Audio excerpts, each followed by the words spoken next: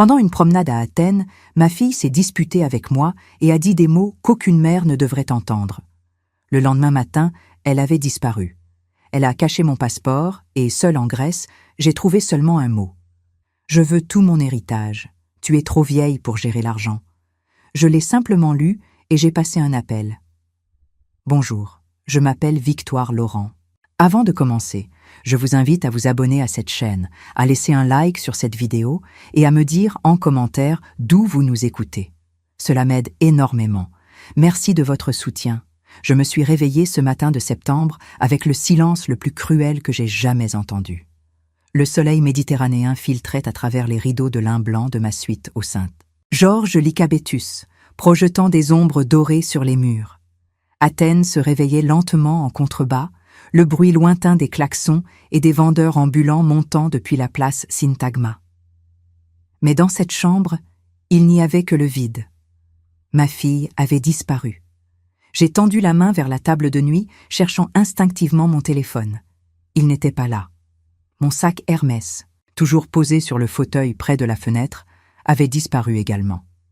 Un frisson glacé a parcouru ma colonne vertébrale, malgré la chaleur qui commençait déjà à s'installer dans la pièce. Je me suis levée, mes pieds nus touchant le marbre froid. J'ai 64 ans et chaque mouvement me le rappelle désormais, surtout le matin. Mes articulations protestent, mes muscles sont plus lents à répondre. Mais mon esprit, lui, reste affûté comme une lame. C'est ce qui m'a permis de bâtir Laurent Pharmaceutical, de transformer une petite entreprise familiale en un empire de 300 millions d'euros. La porte de la chambre d'Estelle était ouverte. Le lit, parfaitement fait, ses valises Louis Vuitton, disparues. J'ai traversé le salon de la suite, mes mains tremblant légèrement. Sur la table basse en verre, un morceau de papier plié m'attendait, posé à côté d'un cendrier où un mégot de cigarette achevait de se consumer. J'ai pris le papier. L'écriture était celle d'Estelle, ses lettres rondes et enfantines qu'elle n'avait jamais vraiment perfectionnées, trop occupée à prendre des selfies et à gérer ses 2 millions d'abonnés sur Instagram. « Je veux tout mon héritage. Tu es trop vieille pour gérer l'argent. » Pas de signature, pas de maman, pas même un semblant de regret. J'ai relu ces mots 3 fois, comme si la répétition pouvait en changer le sens. Mais non, chaque lecture ne faisait que planter plus profondément le couteau dans mon cœur de mère. J'ai marché jusqu'au coffre-fort de la chambre, mes doigts tremblants sur le clavier numérique. Le code que j'avais paramétré la veille. La porte s'est ouverte avec un déclic métallique. Vide. Mon passeport, mes cartes de crédit, mes bijoux, tout avait disparu. Même la réserve de 2000 € en liquide que je gardais toujours pour les urgences. Estelle avait tout pris. Ma propre fille m'avait dépouillée pendant que je dormais. Je me suis assise sur le bord du lit, le mot froissé dans ma main. Les souvenirs de la veille ont déferlé comme une vague toxique. Notre dispute sur la terrasse de l'hôtel. Les regards des autres clients. La honte qui m'avait brûlé les joues pendant qu'Estelle hurlait que je volais son argent. C'est mon héritage, papa l'a laissé pour moi. Elle avait crié ces mots si fort que les serveurs s'étaient figés, les plateaux en suspens.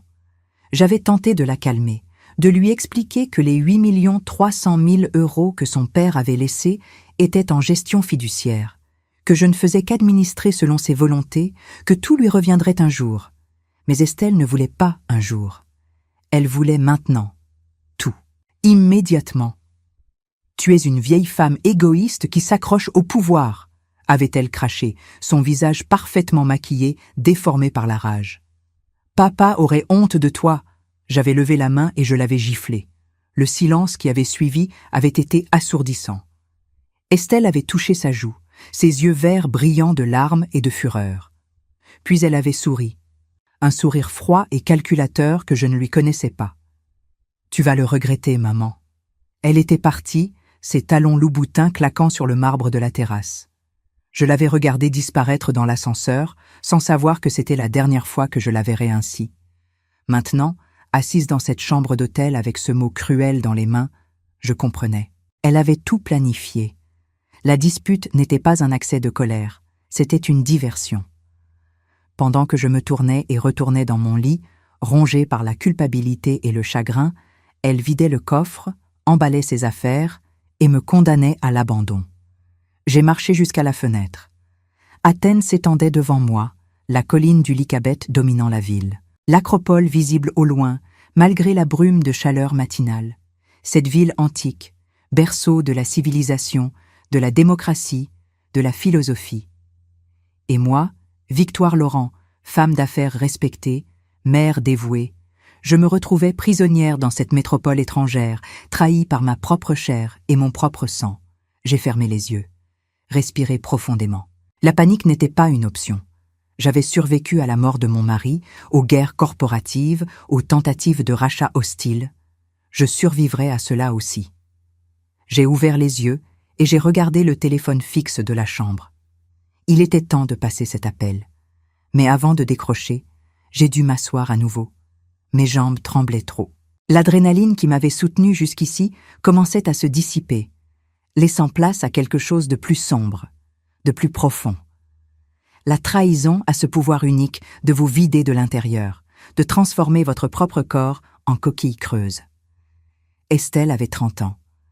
30 années pendant lesquelles je l'avais nourrie, élevée, protégée.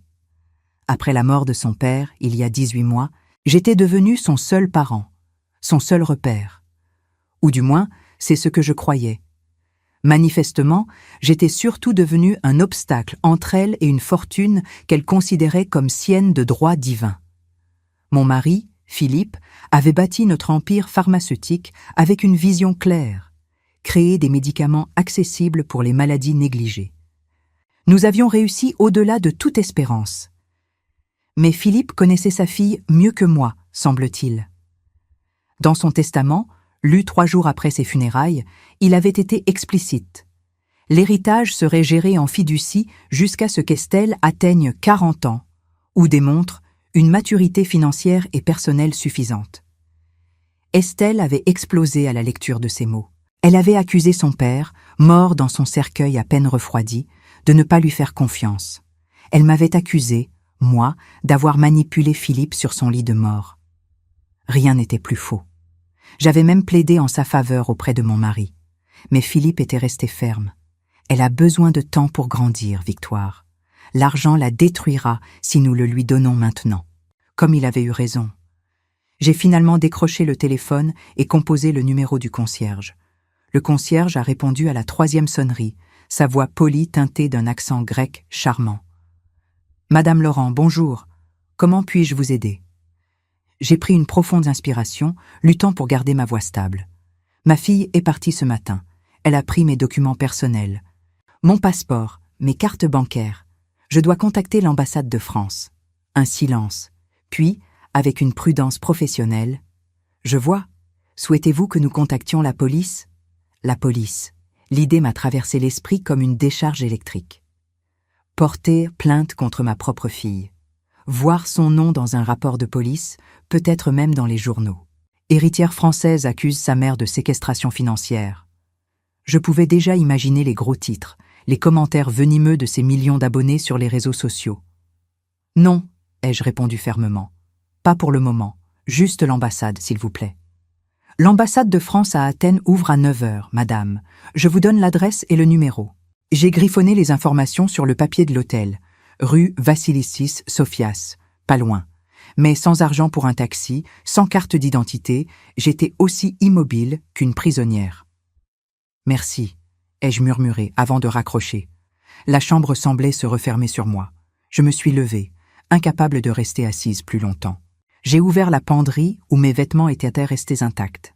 Estelle n'avait pris que ce qui lui appartenait, me laissant mes tailleurs Chanel et mes robes Dior comme des témoins silencieux de ma déchéance. J'ai enfilé un ensemble sobre, beige et blanc, appliqué un minimum de maquillage pour cacher les cernes qui creusaient mes yeux. Dans le miroir, j'ai vu une femme de 64 ans qui paraissait soudain ses 70, les traits tirés, les lèvres pincées, le regard hanté. C'était comme regarder ma propre mère dans ces derniers jours, quand la maladie l'avait vidée de sa substance. Je suis descendue à la réception. Le hall du Saint-Georges Lycabettus respirait le luxe discret. Marbre blanc, lustre de cristal, parfum subtil de jasmin flottant dans l'air climatisé. Des couples élégants prenaient leur petit déjeuner sur la terrasse, riant doucement, planifiant leur journée de tourisme. Personne ne pouvait deviner qu'une femme parmi eux venait d'être abandonnée par son unique enfant. Le directeur, un homme d'une 50aine d'années nommé Dimitrios, s'est avancé vers moi avec un sourire professionnel qui s'est évanoui en voyant mon expression. « Madame Laurent, le concierge m'a informé. Je suis profondément désolé de votre situation. » Ma fille a réglé sa chambre avant de partir ? Oui, madame. À 5 heures du matin, elle a utilisé votre carte de crédit. Bien sûr, elle avait utilisé mon argent pour financer sa fuite. L'ironie était presque comique. Elle a dit quelque chose ? Dimitrios a hésité, mal à l'aise. Elle a mentionné que vous approuviez son départ anticipé, que vous restiez encore quelques jours à Athènes.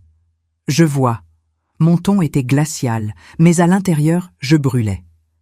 Estelle avait menti avec une facilité déconcertante, manipulant le personnel de l'hôtel comme elle manipulait ses abonnés en ligne. Madame, concernant votre séjour, la suite est réservée et payée jusqu'à vendredi. Après, je devrais partir sans avoir de quoi payer, ai-je complété. Il a baissé les yeux, embarrassé. Nous pouvons peut-être trouver un arrangement. L'hôtel ne souhaite pas vous mettre en difficulté. Sa gentillesse m'a touché, plus que je ne voulais l'admettre. J'ai hoché la tête, incapable de parler sans risquer de m'effondrer. Je vais faire des démarches aujourd'hui, pour le passeport, pour contacter ma banque en France. Bien sûr, madame, si vous avez besoin de quoi que ce soit, n'hésitez pas. Je suis sortie de l'hôtel, affrontant la chaleur athénienne de septembre. 32 degrés déjà, et il n'était que 10 heures. La lumière était aveuglante, se reflétant sur les trottoirs blancs et les façades des immeubles néoclassiques. Des touristes déambulaient avec leurs appareils photos, des Grecs pressés zigzaguaient entre eux. Tout le monde avait un but, une destination. Sauf moi. J'ai marché sans vraiment savoir où j'allais, mes talons claquant sur les pavés irréguliers. Les rues d'Athènes sont un labyrinthe, montant et descendant les collines, tournant brusquement, révélant tantôt une église byzantine, tantôt un café bondé où des hommes jouaient au domino en fumant. Je me suis retrouvé dans le quartier de Kolonaki, le quartier chic où les boutiques de luxe alternent avec les galeries d'art. Par habitude, j'ai ralenti devant une boutique Hermès, admirant les sacs en vitrine. Combien en possédais-je ? 15 ? 20 ? Des objets qui me définissaient, qui proclamaient ma réussite. Et maintenant, je n'en avais plus un seul. Vous admirez le Kelly ? Une voix masculine, grave, avec un accent grec atténué par des années passées à l'étranger. Je me suis retournée. L'homme était grand, dans les 65 ans, avec des cheveux blancs impeccablement coiffés et une barbe soigneusement taillée. Il portait un costume sombre, sans cravate, chemise blanche ouverte au col, une montre Patek Philippe au poignet. Mais ce qui m'a frappé, c'était son regard. Intelligent, perçant, comme s'il pouvait lire à travers les façades. Le Kelly est un classique, ai-je répondu machinalement, retrouvant mes réflexes mondains, malgré tout. Intemporel, a-t-il approuvé, comme la vraie élégance. Il m'a regardé plus attentivement et j'ai vu quelque chose changer dans son expression. De la curiosité, peut-être, ou de la reconnaissance. Vous êtes française, parisienne, et vous semblez perdue. Le mot a résonné en moi. Perdue. Oui, c'était exactement ce que j'étais. Perdue dans cette ville étrangère, perdue dans ma propre vie, perdue face à la trahison de ma fille. Je suis Nicolas Petrakis, s'est-il présenté en tendant la main. J'ai hésité une fraction de seconde avant de la serrer. Sa poignée de main était ferme, assurée. Victoire Laurent. Ses yeux se sont légèrement écarquillés. Laurent Pharmaceuticals. Ce n'était pas une question. Il savait qui j'étais. Dans le monde des affaires internationales, mon nom avait du poids. Vous me connaissez ? Qui ne connaît pas la femme qui a révolutionné le traitement de la malaria en Afrique ? Votre travail a sauvé des millions de vies. Un compliment sincère, sans flagornerie. Cela m'a désarmé. Et vous, monsieur Petrakis ? Que faites-vous ? Nicolas, s'il vous plaît. Je suis dans l'énergie. Petrakis Energy. Pétrole, gaz naturel et maintenant, énergie renouvelable. Un titan dans son domaine, donc. Pas étonnant qu'il connaisse mon nom. Puis-je vous offrir un café, Madame Laurent? Ou préférez-vous Victoire? J'aurais dû refuser. J'aurais dû inventer une excuse polie et continuer mon chemin.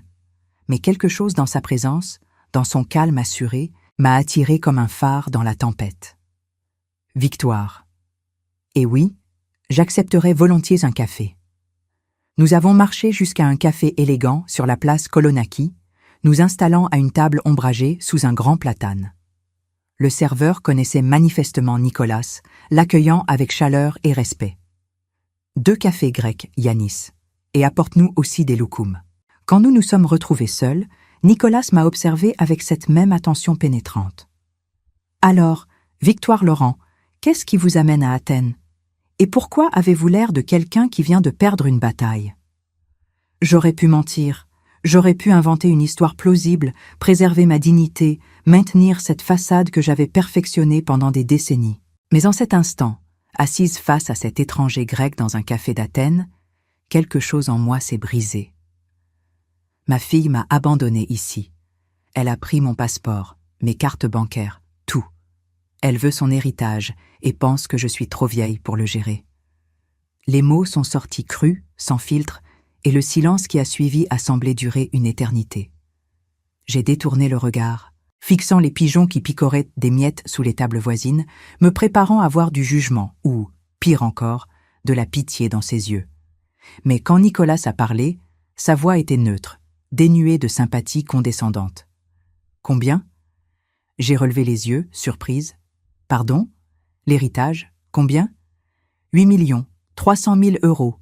Il a hoché la tête lentement, comme si ce chiffre confirmait quelque chose. Assez pour détruire quelqu'un qui n'est pas prêt.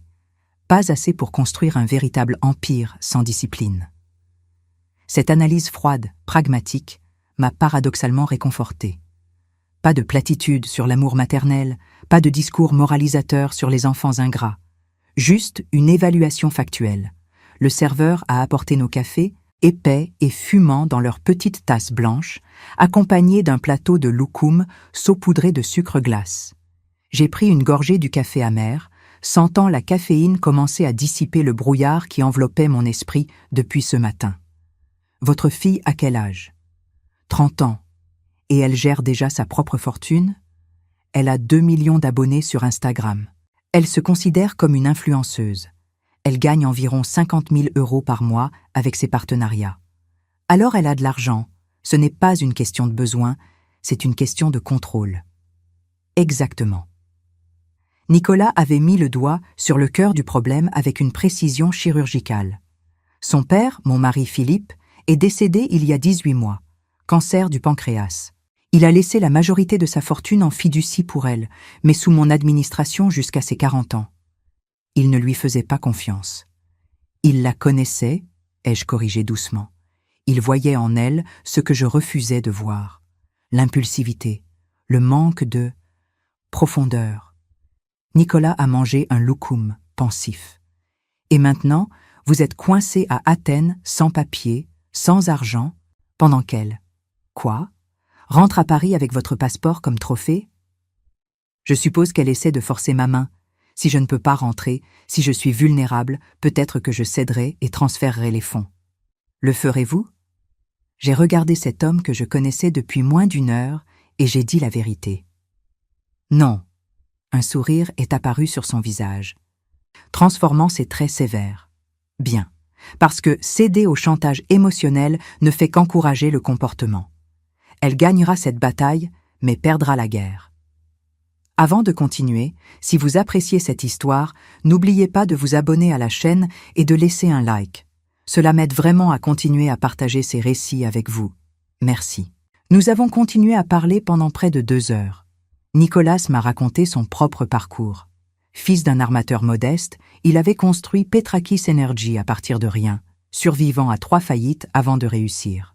Il avait été marié, sa femme était décédée d'une embolie pulmonaire 5 ans auparavant. Il n'avait pas eu d'enfant.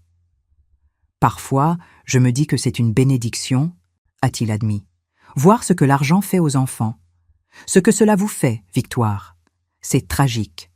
Vous pensez que c'est l'argent qui a corrompu Estelle? Je pense que l'argent révèle qui nous sommes vraiment. Il ne crée pas le caractère, il l'expose. Cette perspective était à la fois libératrice et déchirante. Cela signifiait que ma fille n'avait pas été transformée par l'appât du gain. Elle avait toujours été ainsi, et je ne l'avais simplement jamais vue. « Que comptez-vous faire » a-t-il demandé, alors que le soleil commençait à décliner, baignant la place dans une lumière dorée.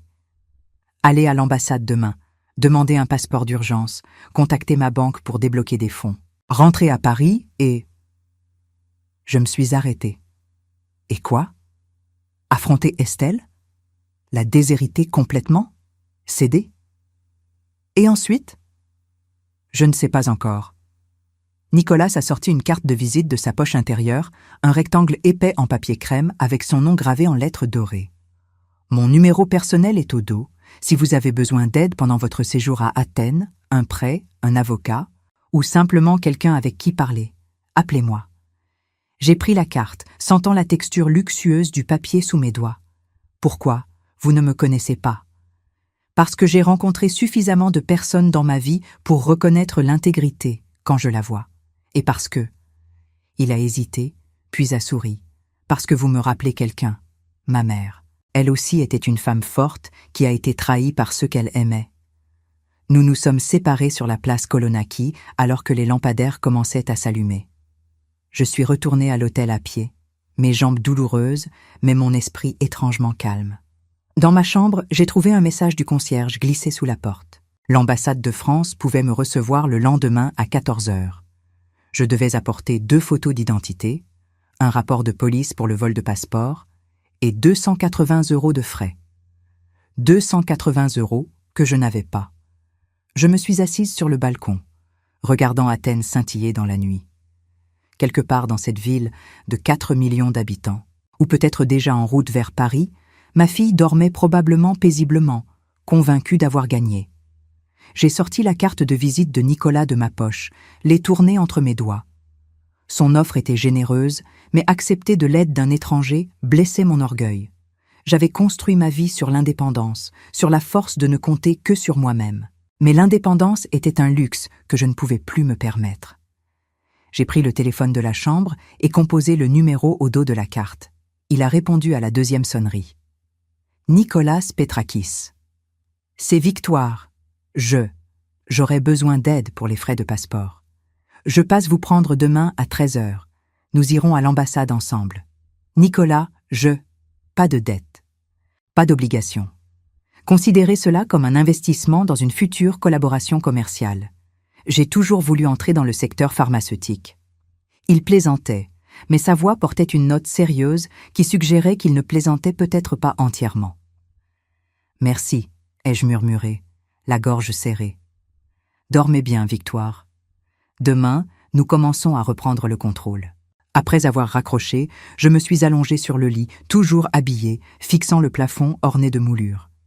La journée avait été un cauchemar éveillé, mais quelque chose avait changé durant ces heures passées avec Nicolas. Pour la première fois depuis le réveil, je ne me sentais plus seule. Et dans le silence de cette nuit grecque, j'ai commencé à comprendre que peut-être, juste peut-être, ce que j'avais pris pour une fin n'était qu'un commencement. Le lendemain matin, je me suis réveillée avec une détermination que je n'avais pas ressentie depuis des mois. Le soleil grec inondait ma chambre, chassant les ombres de la nuit précédente. J'ai pris une douche prolongée, laissant l'eau chaude dissoudre les tensions accumulées dans mes épaules et mon dos. Devant le miroir embué, j'ai observé mon reflet avec une honnêteté brutale. 64 ans, des rides profondes autour des yeux et de la bouche, témoins de décennies de sourires et de soucis, des cheveux blonds devenus presque blancs, que je teignais religieusement chaque mois à Paris. Ma peau, autrefois ferme, commençait à céder à la gravité. Mais mes yeux bleus acier, conservaient cette intensité qui avait intimidé plus d'un concurrent dans les salles de conseil. Estelle m'avait appelée « vieille », comme si l'âge était une maladie honteuse, une déchéance qui me disqualifiait automatiquement. Mais j'avais construit un empire avec ces mains vieillissantes. J'avais négocié des contrats de centaines de millions avec cet esprit prétendument sénile. L'âge n'était pas ma faiblesse, c'était mon arme. J'ai choisi mes vêtements avec soin, un tailleur pantalon marine, sobre mais élégant, une chemise en soie crème, des escarpins à talons moyens. Pas de bijoux, puisque ma fille avait tout pris, mais je n'en avais pas besoin. L'autorité ne se porte pas, elle émane. À 13 heures précises, le concierge m'a appelé pour m'annoncer l'arrivée de Nicolas. Je suis descendue et l'ai trouvé dans le hall, impeccable dans un costume gris anthracite. Son visage s'est éclairé en me voyant. Vous avez l'air reposé. Je suis une excellente menteuse, ai-je répondu avec un sourire ironique. Il a ri, un son grave et chaleureux qui a fait tourner quelques têtes dans le hall.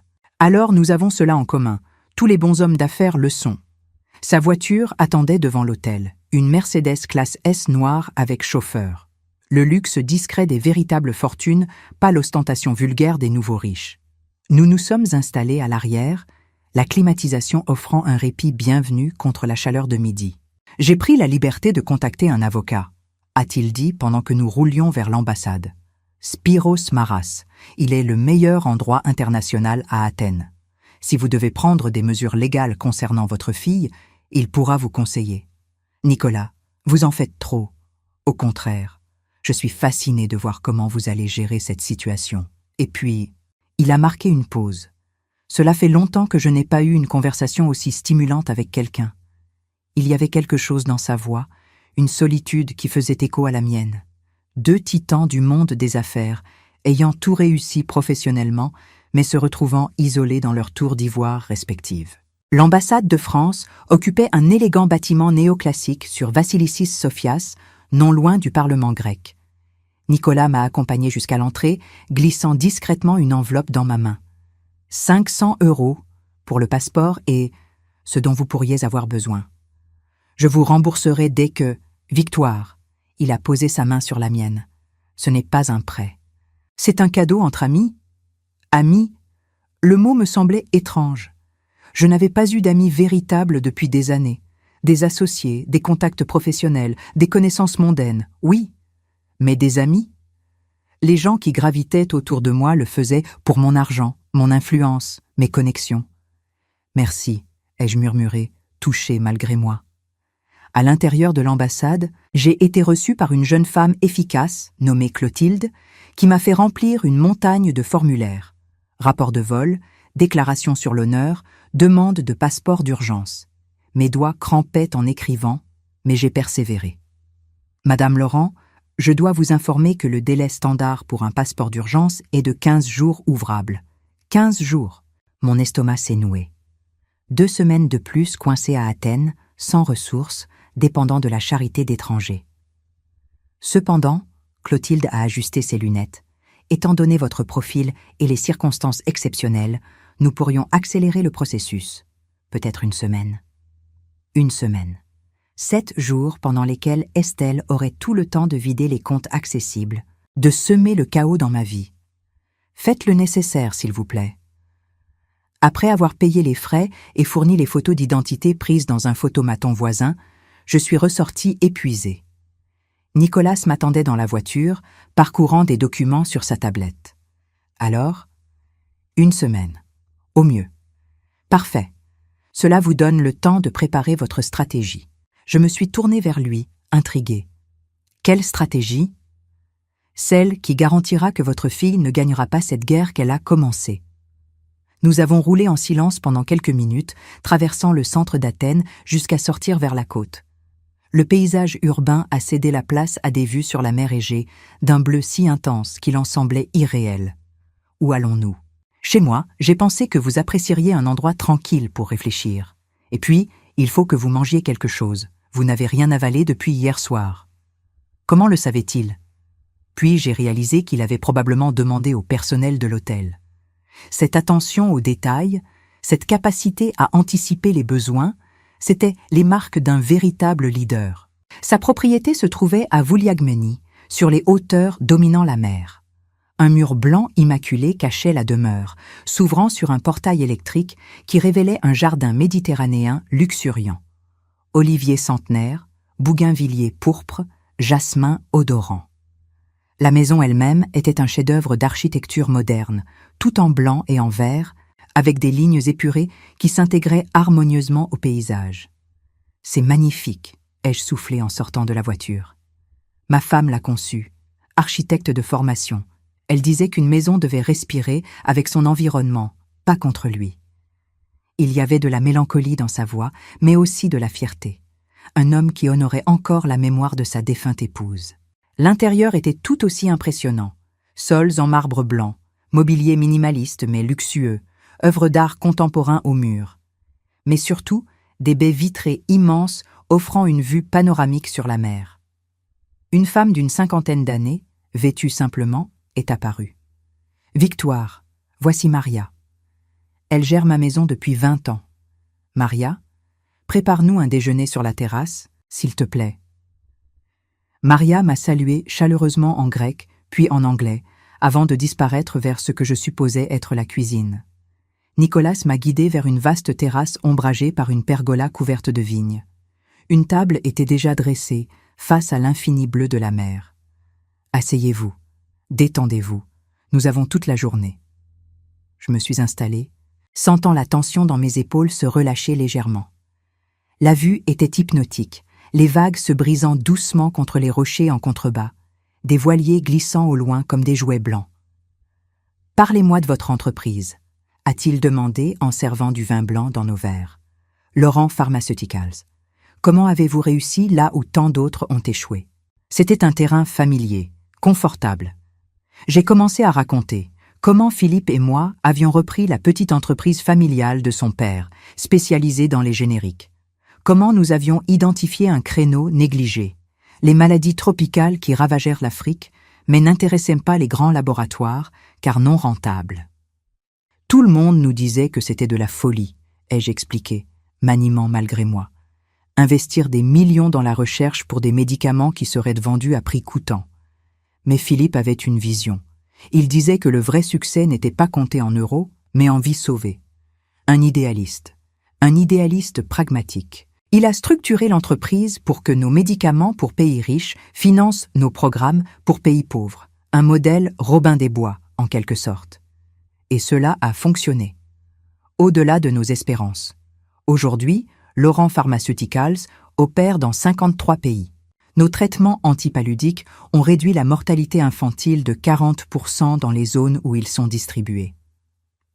Maria est arrivée avec un plateau chargé de mésés, tzatziki crémeux, olives luisantes, feuilles de vigne farcies, poulpe grillé, salade grecque débordant de feta. L'arôme m'a fait réaliser à quel point j'avais faim. Nous avons mangé en silence pendant quelques minutes, savourant la nourriture simple mais exquise. « Votre fille comprend-elle ce que représente vraiment cette entreprise ?» a finalement demandé Nicolas. J'ai posé ma fourchette, la question touchant un air sensible. Estelle n'a jamais manifesté d'intérêt pour l'entreprise familiale. Elle voyait Laurent Pharmaceuticals comme une machine à faire de l'argent. Rien de plus. Elle ne connaît pas le prix des choses, seulement leur valeur monétaire. Exactement. Nicolas s'est penché en avant, son regard intense rivé sur le mien. Alors, enseignez-le lui. Comment ? En lui retirant tout. En la forçant à survivre sans ce filet de sécurité qu'elle prend pour acquis. Son ton était dur, presque cruel, mais quelque chose en moi vibrait d'accord. Je ne peux pas la déshériter complètement. Le testament de Philippe est clair. Mais vous pouvez restructurer la fiducie, modifier les conditions d'accès, et surtout, il a souri, vous pouvez faire quelque chose qu'elle n'attend pas du tout. Quoi ? Refaire votre vie ici, en Grèce, loin d'elle. L'idée m'a frappé comme un coup de tonnerre. Refaire ma vie, à Athènes. À 64 ans, dans un pays dont je ne parlais pas la langue, loin de tout ce qui m'était familier. C'était absurde, impossible, et pourtant. Vous êtes sérieux ? Parfaitement. Victoire, regardez-vous. En 2 jours à Athènes, vous avez été trahi, abandonné, dépouillé. Et vous êtes toujours là, droite, forte, refusant de céder. Imaginez ce que vous pourriez accomplir si vous restiez. Mais mon entreprise, mes responsabilités, peuvent être gérées à distance. Nous sommes au XXIe siècle. J'administre Petrakis Energy depuis cette maison la moitié du temps. J'ai regardé la mer, l'esprit en ébullition. Paris représentait tout ce que j'avais construit. Mon appartement avenue Foch, mes bureaux dans le 8e arrondissement, Mes déjeuners au Fouquet's, mes dîners à l'opéra, une vie parfaitement orchestrée, prévisible, sécurisante et profondément vide depuis la mort de Philippe. « Pourquoi feriez-vous cela pour moi ?» ai-je demandé, me tournant vers Nicolas. Nous nous connaissons depuis à peine 24 heures. Il a bu une gorgée de vin, pesant sa réponse. « Parce que je vous reconnais, Victoire. Vous êtes comme moi, un survivant, quelqu'un qui a tout construit à partir de rien, qui a tout sacrifié pour réussir. Et maintenant que nous sommes au sommet, nous découvrons que le succès est une montagne solitaire. » Sa vulnérabilité soudaine m'a touché. Cet homme puissant, ce titan de l'industrie, admettait ce que je ressentais depuis des mois sans oser me l'avouer. La solitude écrasante qui accompagne le pouvoir. « Ma femme est morte il y a 5 ans, a-t-il continué. Depuis, j'existe, mais je ne vis pas. Je travaille, je mange, je dors. Un cycle mécanique. Puis hier, je vous ai rencontré, et pour la première fois en 5 ans, j'ai ressenti quelque chose. Mon cœur s'est accéléré. Ce n'était pas une déclaration romantique, pas encore. C'était quelque chose de plus fondamental. 2 âmes solitaires reconnaissant leur reflet mutuel. « Nicolas, je ne sais pas. Ne décidez rien maintenant. Restez à Athènes 7 semaines en attendant votre passeport, laissez la ville vous parler, et ensuite, décidez. » Maria est revenue avec le plat principal, du poisson grillé, du lavraki selon Nicolas, accompagné de légumes rôtis et d'une sauce au citron. Le repas s'est poursuivi dans une atmosphère plus légère, parlant de tout et de rien. Voyages, livres, musique. J'ai découvert que Nicolas aimait Wagner et détestait Picasso, qu'il avait visité 63 pays, mais n'était jamais allé en Amérique du Sud, qu'il jouait du violoncelle en amateur. Après le déjeuner, il m'a proposé de visiter sa propriété. Nous avons marché dans le jardin, descendant un sentier de pierre jusqu'à une petite crique privée où un bateau à moteur était amarré. « Je sors en mer tous les matins à l'aube », a-t-il dit. C'est ma méditation. Le silence, le mouvement des vagues, le lever du soleil sur léger. Cela semble paisible. Cela l'est. Voulez-vous que nous sortions un peu ? J'ai hésité. Le soleil commençait déjà à décliner, baignant tout d'une lumière dorée.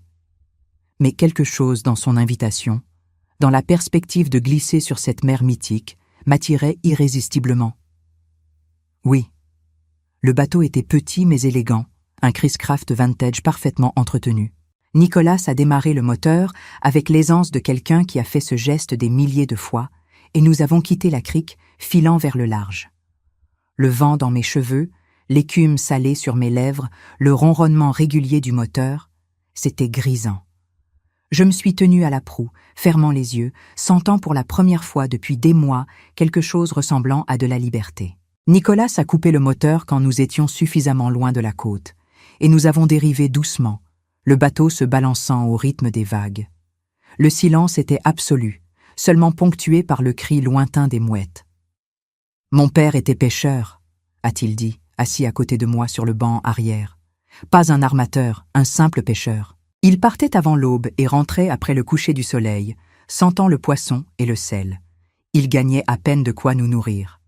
Comment êtes-vous passé de cela à Petrakis Energy ? Obstination et chance. J'ai obtenu une bourse pour étudier l'ingénierie à Athènes, puis un master à Londres. J'ai travaillé pour British Petroleum pendant 10 ans, apprenant le métier. Puis j'ai tout quitté pour créer ma propre entreprise avec un prêt de 50 000 €. Un grand risque, le seul qui valait la peine. Ma première grosse affaire, un contrat de forage en mer Noire, a failli me ruiner. Tout reposait sur un seul puits. S'il était sec, je perdais tout. Mais il ne l'était pas ? Non. Et ce puits a été le premier d'une série qui a établi Petrakis Energy comme acteur majeur dans la région. Aujourd'hui, nous valons 350 millions d'euros. Des chiffres similaires aux miens. Nous étions vraiment égaux, non seulement en fortune, mais en parcours.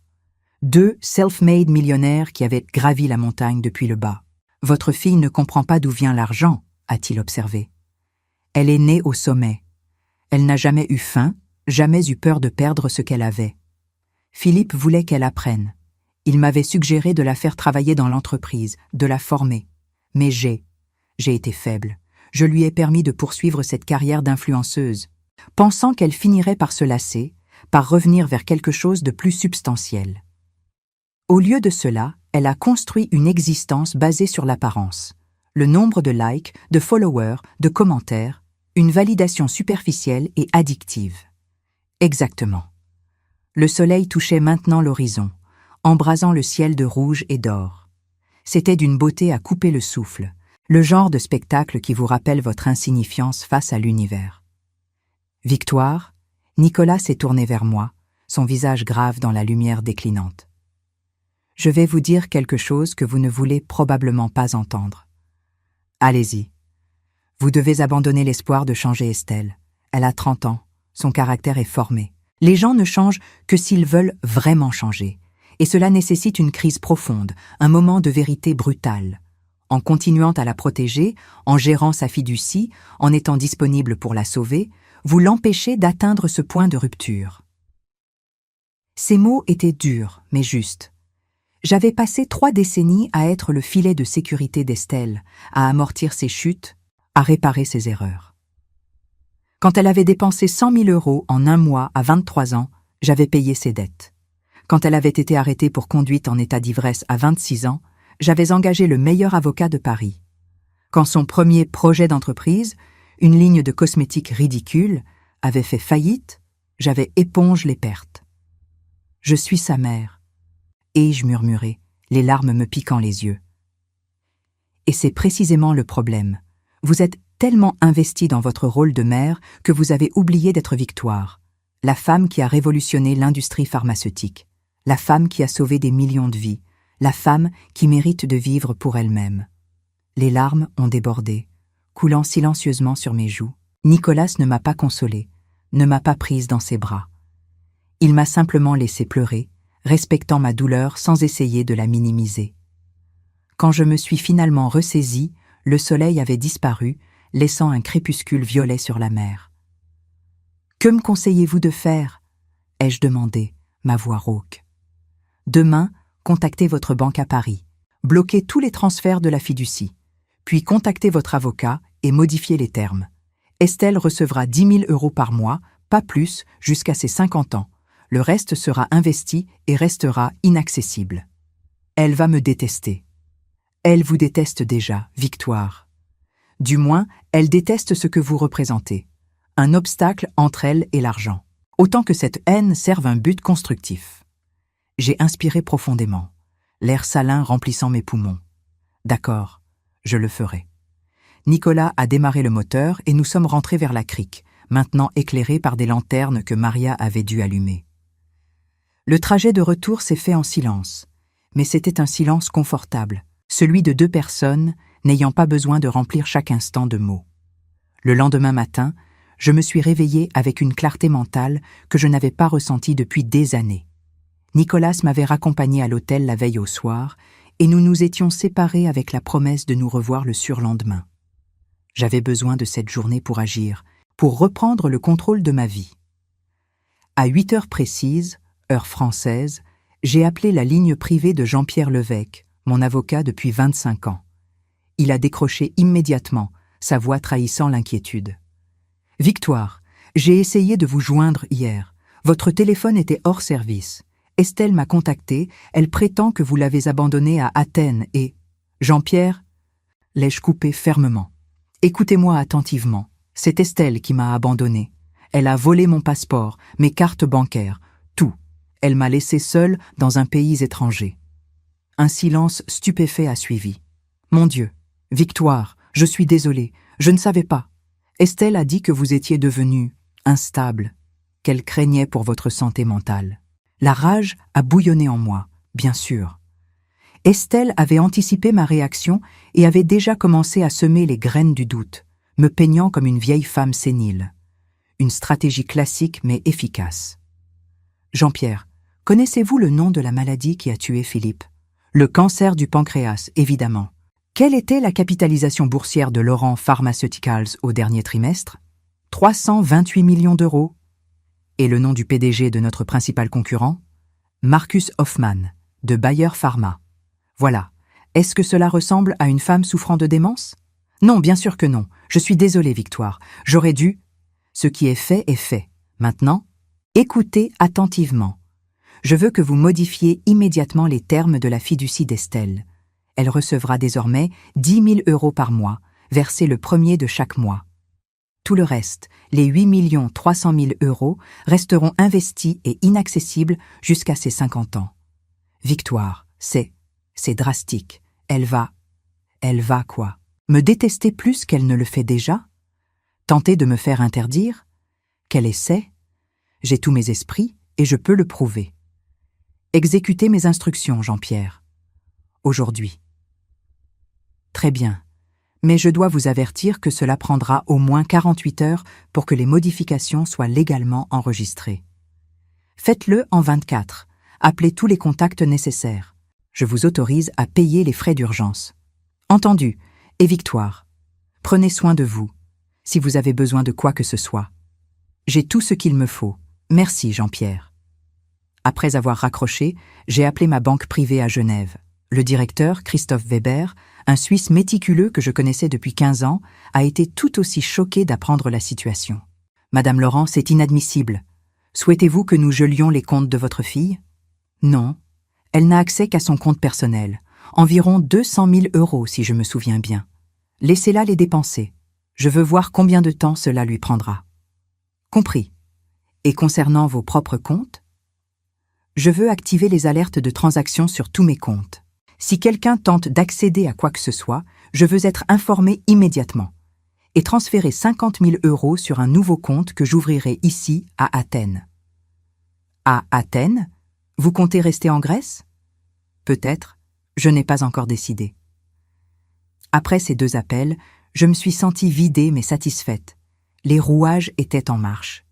Estelle découvrirait bientôt que sa petite rébellion avait des conséquences bien plus importantes qu'elle ne l'avait imaginé. J'ai passé le reste de la matinée à explorer Athènes à pied. Sans argent réel, juste les 500 € de Nicolas, dont j'avais à peine entamé la moitié, je me suis promenée comme une touriste ordinaire.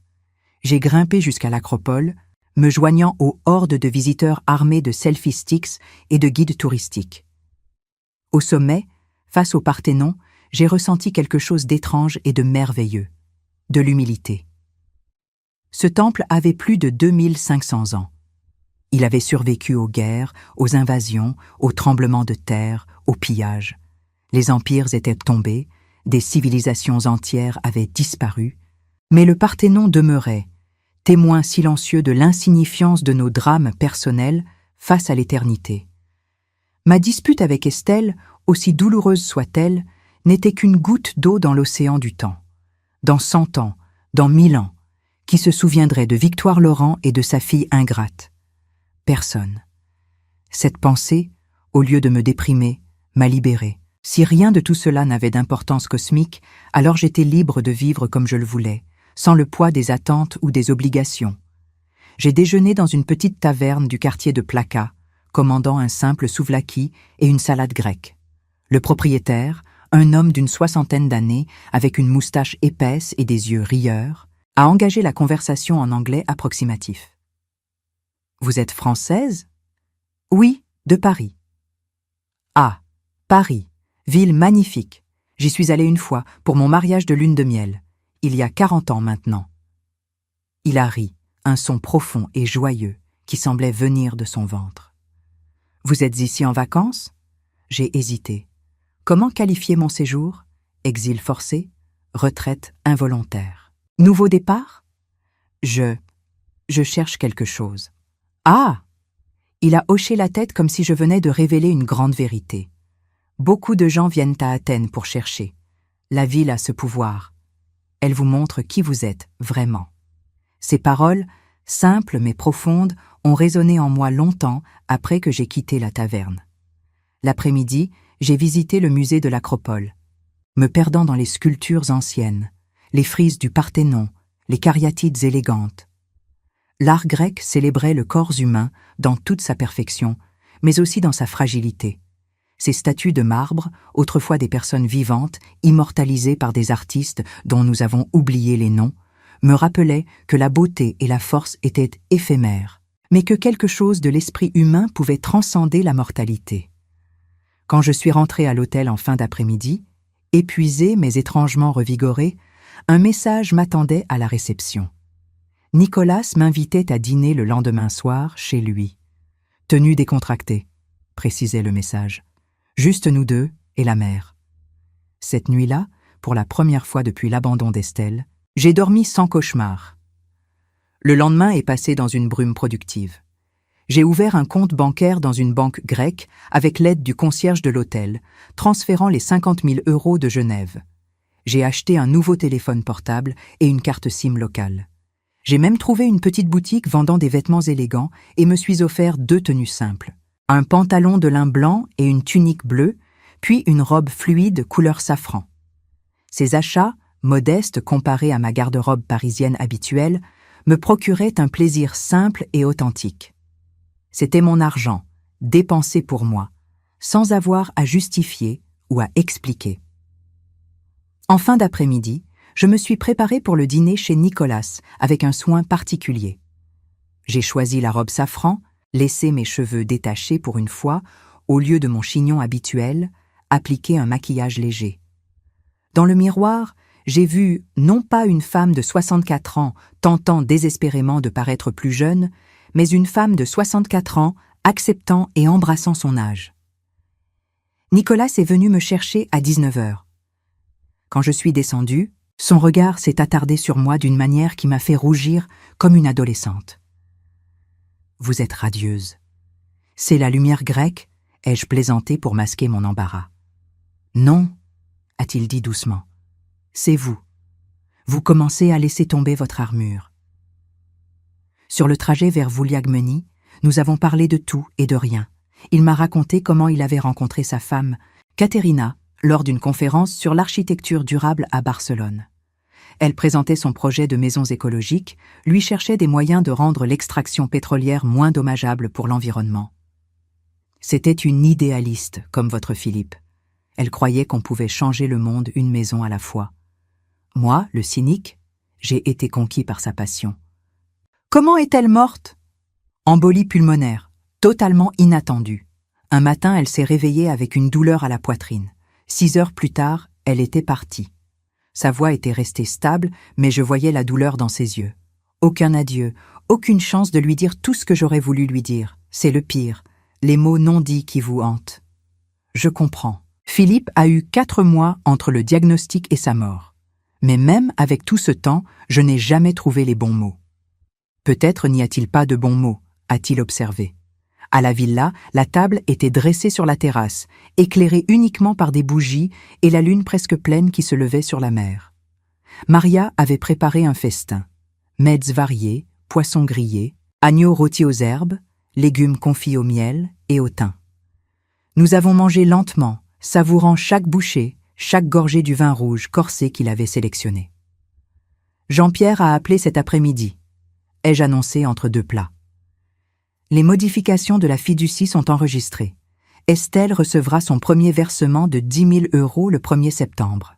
Comment a-t-elle réagi quand elle l'a appris? Je ne sais pas encore. Elle n'a pas mon nouveau numéro.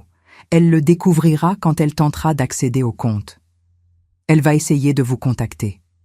Je sais. Et quand elle le fera, je serai prête. Nicolas a levé son verre. À la force, à la résilience et au nouveau départ. J'ai fait teinter mon verre contre le sien, sentant quelque chose se dénouer dans ma poitrine, quelque chose qui avait été serré pendant tellement d'années que j'avais oublié que c'était là. Après le dîner, nous sommes descendus jusqu'à la plage privée. Nicolas a allumé un petit feu de bois dans un foyer de pierre et nous nous sommes assis sur des coussins, regardant les flammes danser pendant que les vagues murmuraient leurs chansons éternelles. « Victoire !» a-t-il dit après un long silence. « Je dois vous poser une question personnelle. Vous pouvez refuser de répondre. Allez-y. Quand avez-vous été heureuse pour la dernière fois? Vraiment, authentiquement heureuse ?» J'ai réfléchi longuement à sa question, fouillant dans mes souvenirs. Le jour où nous avons annoncé que notre traitement contre la malaria serait fourni gratuitement dans 20 pays africains. Philippe et moi étions dans notre bureau, tard le soir, après que tout le monde soit parti. Nous avons ouvert une bouteille de champagne et bu directement au goulot, comme des étudiants. Nous n'avions pas besoin de mots.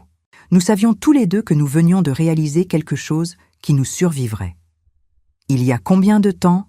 8 ans. 8 ans. Presque une décennie depuis que j'avais ressenti cette joie pure et simple. Les années suivantes avaient été une succession de succès professionnels et de vides personnels.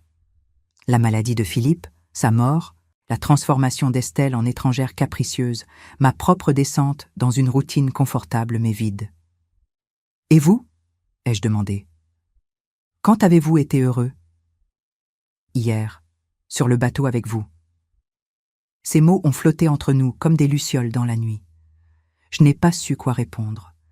Cette honnêteté brutale, cette vulnérabilité qu'il m'offrait, me terrifiait autant qu'elle m'attirait.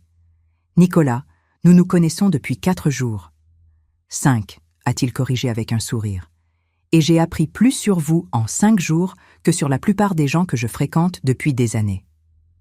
Vous savez seulement ce que je vous ai dit. Vous ne connaissez pas mes défauts, mes manies insupportables, mes côtés sombres. Alors dites-moi le pire de vous, je vous écoute. » Le feu crépitait, projetant des ombres dansantes sur son visage. Il était sérieux, il voulait vraiment savoir. « Je suis obsessionnel », ai-je commencé lentement. Quand quelque chose m'intéresse, je ne peux pas lâcher prise. J'y pense constamment, je planifie, j'analyse jusqu'à l'épuisement. Philippe disait que je transformais tout en projet stratégique, même nos vacances. Continue. Je suis froide. Les gens disent là que je manque d'empathie.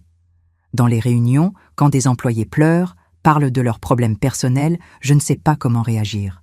Je comprends intellectuellement leur douleur, mais je ne la ressens pas. « Vous la ressentez ?» a-t-il contredit doucement. « Vous avez juste appris à la compartimenter, c'est différent. » Je suis égoïste. Quand Philippe était malade, durant ces derniers mois, je continuais à travailler 14 heures par jour. Je me disais que c'était pour l'entreprise, pour assurer notre héritage. Mais la vérité, c'est que je ne supportais pas de le voir mourir. Alors je fuyais dans le travail. Ma voix s'est brisée. Ces aveux que je n'avais jamais faits à personne, pas même à mon thérapeute à Paris, sortaient maintenant dans l'obscurité complice de cette plage grecque. Et le pire ? Nicolas s'est rapproché, sa voix à peine audible au-dessus du bruit des vagues. « Quel est votre plus grand secret, Victoire ?» J'ai fermé les yeux, respirant profondément. Une partie de moi est soulagée qu'Estelle m'ait abandonnée, parce que maintenant, je n'ai plus à prétendre, plus à jouer le rôle de la mère aimante face à une fille qui me méprise, plus à sourire lors des dîners de famille toxiques. Elle a pris la décision que je n'avais pas le courage de prendre, elle a rompu le lien, et je me déteste pour être soulagée. Le silence qui a suivi était si profond que j'entendais mon propre cœur battre. J'avais tout révélé, exposé mes parties les plus laides, les plus honteuses. Nicolas allait me juger, me trouver monstrueuse, réaliser son erreur. Au lieu de cela, il a pris ma main. Merci. Pourquoi me remercier ? Pour votre honnêteté, pour me montrer qui vous êtes vraiment, sans masque. C'est le plus beau cadeau que vous puissiez m'offrir. Nous sommes restés assis ainsi longtemps, ma main dans la sienne, regardant le feu s'éteindre lentement. Puis, Nicolas a commencé à parler, me révélant ses propres ombres. Il m'a raconté comment il avait trahi son meilleur ami pour une affaire lucrative il y a 20 ans. Comment il avait licencié 200 employés juste avant Noël parce que c'était financièrement avantageux. Comment il avait négligé Katerina pendant les premières années de leur mariage, trop obsédé par l'expansion de son entreprise. Comment, après sa mort, il avait essayé de combler le vide avec une succession de liaisons superficielles qui l'avaient laissé plus seul encore. Nous sommes tous imparfaits, Victoire, tous cassés à notre manière. La question n'est pas d'être parfait, c'est d'être honnête sur nos imperfections. Quand il m'a raccompagné à l'hôtel cette nuit-là, nous nous sommes séparés avec une étreinte qui a duré peut-être 3 secondes trop longtemps pour être simplement amicale. Mais ni lui ni moi n'avons franchi cette ligne invisible. Pas encore. Les jours suivants ont pris un rythme étrange et merveilleux. Le matin, je gérais mes affaires depuis ma chambre d'hôtel. Vidéoconférence avec mon équipe à Paris, révision de rapports financiers, approbation de décisions stratégiques. J'ai découvert que Jean-Pierre avait raison. L'entreprise fonctionnait parfaitement sans ma présence physique. Mon absence n'avait rien perturbé. Cette réalisation était à la fois humiliante et libératrice. L'après-midi, j'explorais Athènes. J'ai visité le musée archéologique national, me perdant pendant des heures parmi les sculptures cycladiques et les bijoux mycéniens. J'ai déambulé dans les marchés aux puces de Monastiraki, marchandant avec des vendeurs en utilisant mon grec rudimentaire appris sur une application. J'ai même pris un cours de cuisine grecque dans une petite école du quartier de Psyrie, apprenant à préparer des dolmades et du moussaka avec 6 autres touristes. Les soirées, je les passais avec Nicolas. Nous dînions tantôt dans des restaurants étoilés donnant sur l'acropole illuminée, tantôt dans des tavernes de quartier où il connaissait le propriétaire depuis 30 ans. Nous parlions de philosophie, de politique, d'art, de science. Nous débattions, nous disputions même parfois, nos tempéraments forts se heurtant, puis trouvant un équilibre. Il m'a présenté à son cercle restreint d'amis, un architecte renommé, une galeriste influente, un professeur de philosophie à l'université d'Athènes, des gens brillants, passionnés, qui m'ont accueilli avec une chaleur qui contrastait avec la froideur polie de mon cercle parisien. Le 6e jour après mon arrivée à Athènes, l'ambassade m'a appelé. Mon passeport d'urgence était prêt. Je pouvais rentrer à Paris quand je voulais. Je suis allé le chercher l'après-midi même, tenant ce petit livret bleu marine dans mes mains comme si c'était un objet extraterrestre. Mon visage sur la photo, sévère, fatigué, plus vieux que je ne me souvenais. Mais c'était mon ticket pour la liberté. Je pouvais partir, retrouver mon appartement, mon bureau, ma vie organisée. Au lieu de réserver un vol, je suis allé me promener dans le jardin national, un oasis de verdure au cœur d'Athènes. Je me suis assise sur un banc près d'un petit étang où des tortues se prélassaient au soleil. Des enfants jouaient non loin, leurs cris joyeux résonnant entre les arbres centenaires.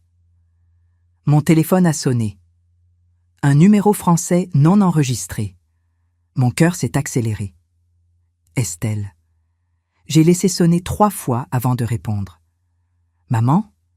Sa voix était petite, fragile, si différente de son ton arrogant habituel. Maman, s'il te plaît, ne raccroche pas. J'ai attendu, ne disant rien. Je suis désolée. Pour tout. Pour ce que j'ai dit, pour ce que j'ai fait. J'ai perdu la tête. J'avais des problèmes, des dettes, je paniquais. Combien? Ma voix était neutre, clinique. Quoi? Combien de dettes? Et pourquoi? Un silence, puis, dans un souffle, 400 000 €, j'ai un problème avec les jeux en ligne. Et aussi, de la cocaïne. Pas beaucoup, juste pour tenir lors des événements, des soirées. Mon sang s'est glacé. Ma fille, toxicomane et joueuse compulsive. Comment ne l'avais-je pas vu? Ou plutôt, comment avais-je choisi de ne pas le voir? Les gens à qui je dois, maman, ce ne sont pas des banques. Ce sont des hommes dangereux. Ils ont menacé de me faire du mal. C'est pour ça que j'étais désespérée à Athènes. Je pensais que si j'avais accès à l'argent, je pourrais tout régler et tout recommencer. Perdre encore plus. Te détruire complètement. Non, je te jure, maman, cette fois c'est différent. J'ai compris. J'ai besoin d'aide. J'ai commencé à voir un thérapeute. Je suis entrée en contact avec un centre de désintoxication à Marseille. Mais ils veulent 50 000 € d'acompte pour le programme, et avec les 10 000 par mois de la fiducie, je ne peux pas. Stop! J'ai interrompu fermement. Estelle, écoute-moi très attentivement. Je vais te dire quelque chose que tu ne veux probablement pas entendre, mais que tu as besoin d'entendre. Elle sanglotait maintenant à l'autre bout de la ligne. Je ne paierai pas tes dettes. Je ne paierai pas ta cure. Je ne te sauverai pas. Maman, s'il te plaît, laisse-moi finir. Ton père le savait. Il savait que tu avais ces démons. C'est pourquoi il a créé la fiducie avec ces termes. Non pas parce qu'il ne t'aimait pas, mais précisément parce qu'il t'aimait. Il voulait que tu sois forcé de faire face à tes problèmes sans pouvoir les noyer dans l'argent. Mais ces hommes vont me tuer. Non, ils ne le feront pas. Les usuriers ne tuent pas leurs débiteurs, ils les saignent. Va voir la police, Estelle. Dépose une plainte. Admets ce que tu as fait. Affronte les conséquences. Tu es en train de me condamner. Non, je suis en train de te libérer. Ces 10 000 € par mois, c'est suffisant pour vivre modestement, pour payer un thérapeute, pour reconstruire ta vie. Mais seulement si tu le veux vraiment, si tu es prête à travailler, à grandir, à changer. Et si je ne peux pas? Sa voix était maintenant celle d'une petite fille apeurée, et pendant un instant, j'ai été tentée de céder, de tout arranger, comme je l'avais toujours fait. Puis j'ai pensé à Nicolas, à ses paroles. Vous l'empêchez d'atteindre son point de rupture. Alors tu échoueras, et tu apprendras de cet échec. Ou tu ne l'apprendras pas, et tu continueras à échouer jusqu'à ce que tu décides que tu en as assez. Mais ce sera ton choix, Estelle. Plus le mien. Je te déteste. Je sais. Mais un jour, peut-être, tu me remercieras. Tu es une mère horrible. Probablement. Mais je suis une mère honnête. Je t'aime, Estelle. Je t'aimerai toujours. Mais je ne te sauverai plus. J'ai raccroché avant qu'elle ne puisse répondre, mes mains tremblant si violemment que j'ai failli lâcher le téléphone. J'ai pleuré sur ce banc pendant 10 minutes, des larmes de douleur et de libération mêlées. Quand je me suis finalement ressaisie, j'ai appelé Nicolas. J'ai parlé à Estelle. Et je lui ai dit non. Comment te sens-tu? Comme si j'avais sauté d'une falaise, terrifiée, exhilarée, vivante. Bien, viens dîner ce soir. J'ai quelque chose à te montrer. Ce soir-là, quand je suis arrivée chez Nicolas, j'ai trouvé la villa transformée. Des dizaines de bougies illuminaient la terrasse et une table était dressée pour deux. Mais pas sur la terrasse habituelle. Non, elle était installée sur un ponton flottant, directement au-dessus de l'eau, accessible par une passerelle de bois. Les vagues léchaient doucement les piliers, créant une mélodie apaisante. « Qu'est-ce que c'est que tout ça ?» ai-je demandé, stupéfaite. « Une célébration » a répondu Nicolas en me tendant une coupe de champagne. « Tu as fait quelque chose d'extraordinairement difficile aujourd'hui. Tu mérites d'être célébré. » Nous avons marché jusqu'au ponton, nos pas faisant légèrement osciller la structure. La sensation d'être suspendu au-dessus de l'eau, entouré par la mer de tous côtés, était à la fois déstabilisante et magique. Le dîner était simple mais exquis. Langoustines grillées, salade de poulpe, riz au safran. Maria nous a servi avec un sourire complice, puis s'est éclipsée, nous laissant seuls sous le ciel étoilé. « Tu as ton passeport ?» a observé Nicolas après notre premier verre. « Tu peux rentrer à Paris quand tu veux. »« Oui. Vas-tu le faire ?» J'ai regardé autour de moi, la mer Noire argentée par la lune, les lumières d'Athènes scintillant au loin, cet homme face à moi dont la présence était devenue aussi naturelle que respirée. Je ne sais pas. Ma vie est à Paris. Mon entreprise, mon appartement, mes habitudes. Mais ton cœur ? Il s'est penché en avant, son regard intense fixé sur moi. Où est ton cœur, Victoire ? La question m'a transpercée. Où était mon cœur ? À Paris, dans cet appartement trop grand où je vivais seule depuis 18 mois. Dans ce bureau où je passais 60 heures par semaine à diriger une entreprise qui fonctionnait parfaitement sans moi. Ou ici, dans cette ville chaotique et belle, avec cet homme qui me voyait vraiment. Mon cœur, ai-je dit lentement, est en train de découvrir qu'il peut battre ailleurs. Nicolas a souri, ce sourire rare qui transformait tout son visage. J'ai une proposition à te faire, professionnelle d'abord, puis personnelle. Je t'écoute. Professionnelle, Petrakis Energy veut se diversifier dans les biotechnologies. Nous avons les ressources financières, les infrastructures, les connexions politiques. Ce qui nous manque, c'est l'expertise. Laurent Pharmaceuticals pourrait fusionner avec ma division biotechnologie, une joint venture à 50-50. Mon esprit s'est immédiatement mis en mode analyse. Une fusion entre nos deux entreprises créerait un géant de l'industrie. Les synergies seraient énormes. L'accès de Petrakis aux marchés émergents, combiné à notre expertise pharmaceutique, pourrait révolutionner l'accès aux soins dans les pays en développement. C'est brillant, mais cela nécessiterait des mois de négociations, de due diligence, d'approbation réglementaire. 8 à 12 mois selon mes conseillers, ce qui signifie que tu devrais faire la navette entre Paris et Athènes régulièrement. Ou il a marqué une pause. Tu pourrais établir le quartier général de la nouvelle entité ici, à Athènes. Déplacer le siège social de Laurent Pharmaceuticals. Pourquoi pas, la Grèce offre des avantages fiscaux considérables pour les entreprises internationales. Le coût de la vie est inférieur. Et stratégiquement, nous sommes au carrefour entre l'Europe, l'Asie et l'Afrique. C'était fou, audacieux et terriblement tentant. Et la proposition personnelle? Nicolas a posé sa coupe, s'est levé et a contourné la table pour s'agenouiller à côté de ma chaise. Mon cœur a bondi dans ma poitrine. « Je ne suis pas en train de te demander en mariage », a-t-il dit rapidement en voyant mon expression. « Nous nous connaissons depuis seulement 10 jours, mais je te demande une chance de voir où cela pourrait nous mener. Reste à Athènes, pas pour moi, mais pour toi, pour découvrir qui est Victoire Laurent quand elle n'est pas définie par son rôle de mère, de veuve, de PDG. Juste Victoire. » J'ai regardé ce fier grec, agenouillé devant moi, offrant non pas des promesses éternelles, mais quelque chose de plus précieux, la possibilité. Et si cela ne marche pas entre nous? Alors nous aurons au moins essayé, et nous resterons partenaires en affaires, et j'espère, amis. J'ai tendu la main, caressant sa joue rugueuse. Tu es soit très sage, soit complètement fou. Les deux, probablement. Nous avons ri, et dans ce rire, j'ai senti quelque chose se briser définitivement en moi. Les derniers vestiges de la victoire. Laurent parisienne, rigide et contrôlée, se sont dissous, laissant place à quelque chose de nouveau et d'effrayant, la vulnérabilité. « Je vais rester », ai-je entendu ma propre voix dire, comme si elle appartenait à quelqu'un d'autre. 3 mois, pour voir, pour explorer la fusion professionnelle et la possibilité personnelle. Nicolas s'est relevé et m'a prise dans ses bras. Nous sommes restés ainsi, enlacés sur ce ponton flottant, bercés par le mouvement des vagues. Puis, il m'a embrassé. Ce n'était pas un baiser passionné de cinéma. C'était doux, hésitant, comme 2 personnes apprenant un nouveau langage. Mais c'était réel. Et après tant d'années à jouer des rôles, le réel était infiniment plus précieux que le parfait. Les semaines suivantes ont été un tourbillon. J'ai annoncé à mon conseil d'administration à Paris que j'explorais une fusion stratégique avec Petrakis Energy.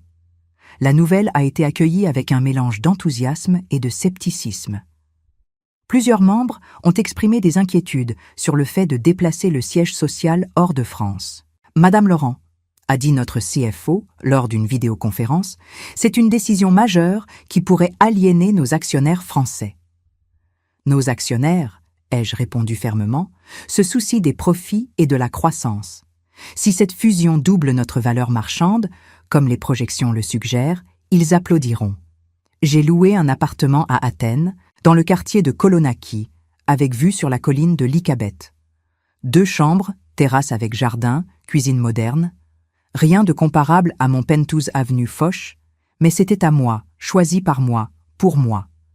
J'ai engagé un professeur de grec, une femme énergique nommée Despina, qui me faisait répéter les mêmes phrases pendant des heures jusqu'à ce que ma prononciation soit acceptable. J'ai rejoint un club de natation à Vouliagmeni, nageant dans les eaux thermales chaque matin à 6 heures. J'ai même commencé à cuisiner, moi qui n'avais pas touché une casserole depuis 20 ans. Nicolas et moi avons développé notre propre rythme. Nous dînions ensemble 3 ou 4 fois par semaine, mais gardions nos espaces respectifs. Il ne m'a jamais demandé de m'installer chez lui, et je ne l'ai jamais suggéré. Nous construisions quelque chose lentement, prudemment. 2 personnes mûres sachant que rien de précieux ne se construit dans la précipitation. La fusion progressait. Nos équipes juridiques travaillaient sur les détails, nos équipes financières calculaient les synergies, nos équipes scientifiques identifiaient les projets de recherche conjoints. C'était complexe, frustrant parfois, mais exaltant. Estelle ne m'a pas rappelé pendant 6 semaines. Puis, un soir de novembre, elle m'a envoyé un message. « Je suis en cure à Marseille, programme de 6 mois. J'ai vendu mon appartement pour payer une partie de mes dettes. Les 10 000 par mois couvrent le reste et la cure. Tu avais raison, je te déteste encore un peu pour ça. Mais tu avais raison. » J'ai pleuré en lisant ce message. Non pas de tristesse, mais de soulagement. Ma fille était vivante. Ma fille faisait face. Ce n'était qu'un début, je le savais. La route serait longue, semée d'embûches, de rechutes peut-être. Mais c'était son chemin, pas le mien. J'ai répondu simplement « Je suis fière de toi, je t'aime ». Elle n'a pas répondu immédiatement. Cela m'a pris 3 jours. Puis, moi aussi. Peut-être, je ne sais pas encore, mais je veux essayer de comprendre. C'était suffisant. En décembre, par une froide soirée athénienne, Nicolas m'a invité à l'opéra, Tosca, au magnifique théâtre Olympia. Nous nous sommes habillés élégamment, lui en smoking, moi dans une robe de soirée noire que j'avais fait venir de Paris. Durant l'entracte, alors que nous buvions du champagne dans le foyer, un homme s'est approché. « Nicolas, je ne savais pas que tu étais amateur d'opéra. » C'était visiblement un ami ou une connaissance. Ils ont échangé quelques plaisanteries en grec, puis l'homme s'est tourné vers moi. « Et voici votre charmante épouse ?» Nicolas a hésité une fraction de seconde, puis m'a regardé avec une question dans les yeux. J'ai souri et tendu la main. Pas encore. Mais qui sait ce que l'avenir réserve? L'homme a ri et s'est éloigné. Nicolas m'a fixé, incrédule. Pas encore? Tu as demandé 3 mois pour voir si cela pouvait marcher. Les 3 mois se terminent dans 2 semaines. Et je pense que nous devrions peut-être envisager une prolongation. Son sourire aurait pu éclairer toute Athènes. La nouvelle année est arrivée avec une tempête inattendue. Pas une tempête météorologique, mais quelque chose de bien pire. Une crise chez Laurent Pharmaceuticals. Notre plus grand client, un consortium africain représentant 23 pays, menaçait de rompre ses contrats à cause de rumeurs selon lesquelles la fusion avec Petrakis Energy conduirait à une augmentation des prix. J'ai dû rentrer d'urgence à Paris en janvier. Mon premier retour depuis mon départ forcé en septembre. L'appartement avenue Foch sentait le renfermer. La femme de ménage avait fait son travail, mais l'endroit semblait mort, figé dans le temps. Les photos de famille me regardaient depuis leurs cadres argentés. Estelle enfant, souriante et innocente.